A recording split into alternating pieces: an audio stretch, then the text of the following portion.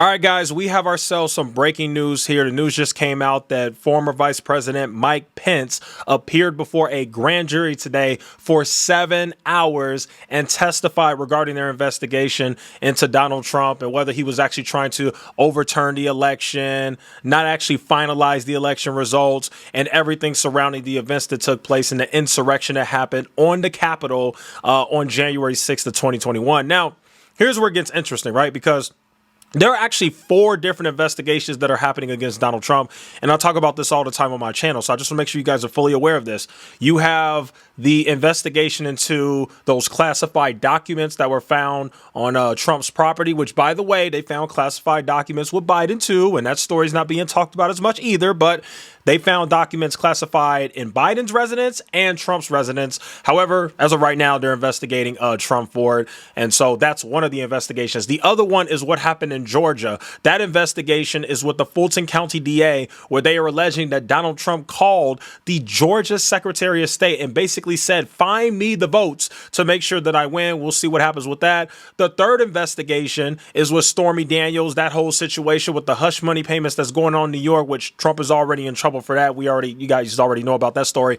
And then the fourth one is the one that's playing out right now. This is the investigation that's already said into the January 6th thing, the overturning of the election fraud claims, all those different things. And so let's just go ahead and read this article right here. It says here, former Vice President Mike Pence appeared for more than 7 hours before the grand jury that is investigating former President Donald Trump and his efforts to overturn the 2020 election, according to sources with knowledge, blah, blah, blah.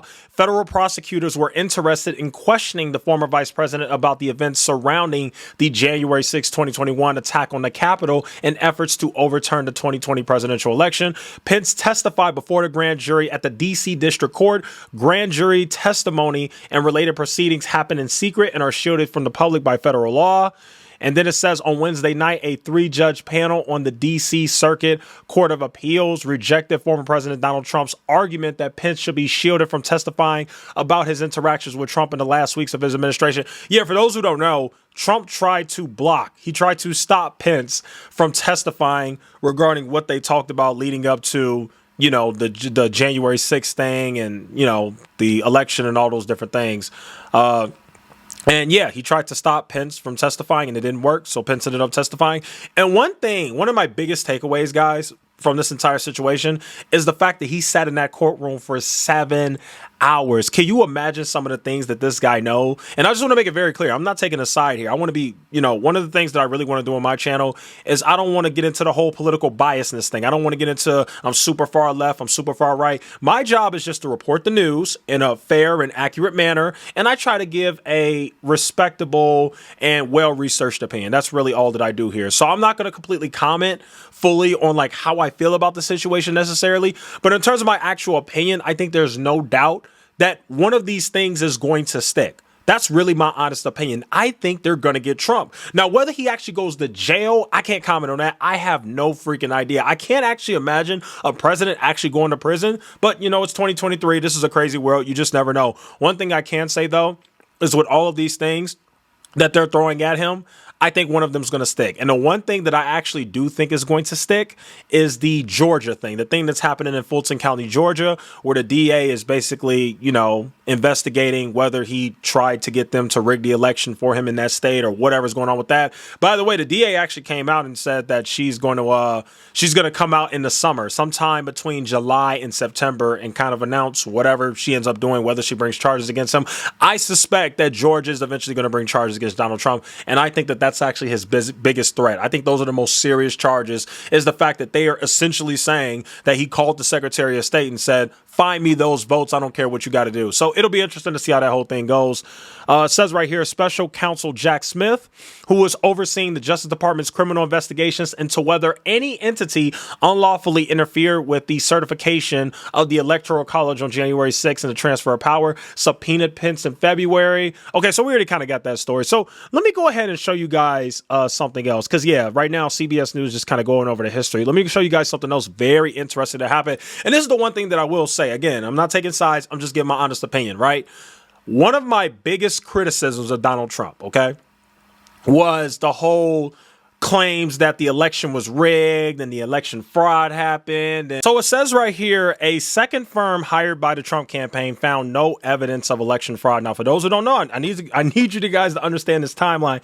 Matter of fact, I'll go ahead and look it up right now, because I just thought that from the beginning, this whole stop the steal movement, the election was stolen from Trump, they rigged the election. I just thought it was absolutely insane and crazy. And to this day, we still haven't seen any evidence of that. Zero evidence. But I did want to go ahead and give you guys just a little bit of a timeline. So on November 4th, Trump tweeted, "We are up big, but they are trying to steal the election. We will never let them do it.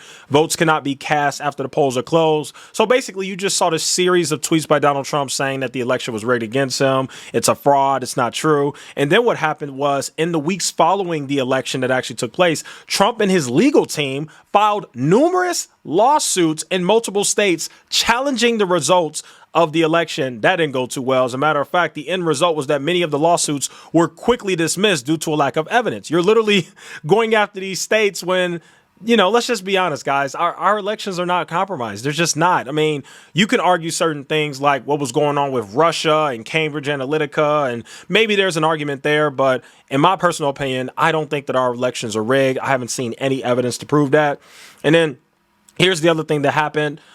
Trump delivered a 46-minute speech from the White House calling the election rigged and making numerous unsubstantiated claims about the voting process. And then here's where we talk about this whole thing in Georgia with the DA and the investigation going on right now. I'm looking here on January 2nd of 2021 in a phone call. Trump pressured Georgia's Secretary of State to find enough votes to overturn Biden's victory in the state. The recording of the call was later released to the public. So yes, you guys can actually go on YouTube or wherever you want to go, and you can actually find this call right now. Like, that call is public. Like, this was actually said.